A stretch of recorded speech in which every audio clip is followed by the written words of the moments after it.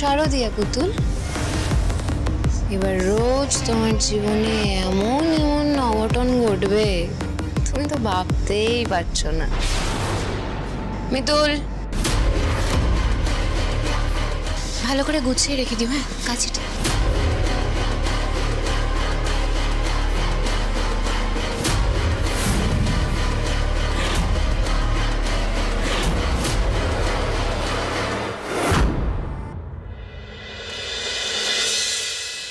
পুতুল,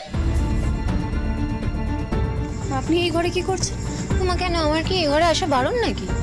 আরে আমি তো এমনি এলাম, ভাবলাম তোমার সাথে একটু কথা বলি। হ্যাঁ বলুন, কি বলুন?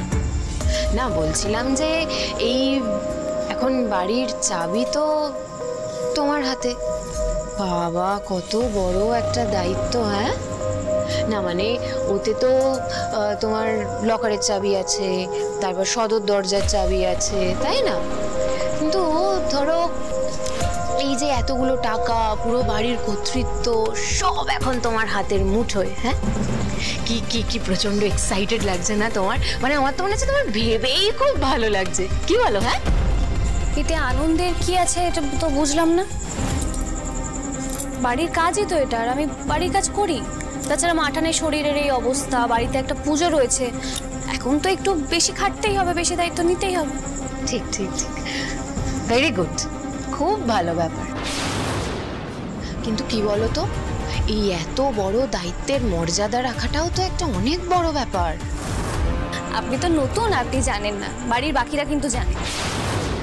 আসলে মাঠান আমাকে ভরসা করে যখনই কোনো দায়িত্ব দিয়েছে, আমি মন প্রাণ দিয়ে সেসব পালন করেছি। মাঠানের বিশ্বাসের কখনো অমর্যাদা হয়নি। আর কি বলুন তো, এটা তো একটা সংসার, আমরা সবাই একসাথে থাকি, এমন অনেক কাজই আমি করে থাকি। কিছু দায়িত্ব আমায় মাঠান দিয়েছেন, আর কিছু দায়িত্ব আমি নিজে থেকে নিয়েছি। তাই স্বাভাবিকভাবেই কোনো নতুন দায়িত্ব পেলে সেটার আলাদা কিছু মনে হয় না। যাকে আমার আবার অনেক কাজ আছে, আমি নিচে যাই। আপনি এক কাজ করুন, একটু দাঁড়িয়ে ভাবুন এগুলো নিয়ে, কেমন?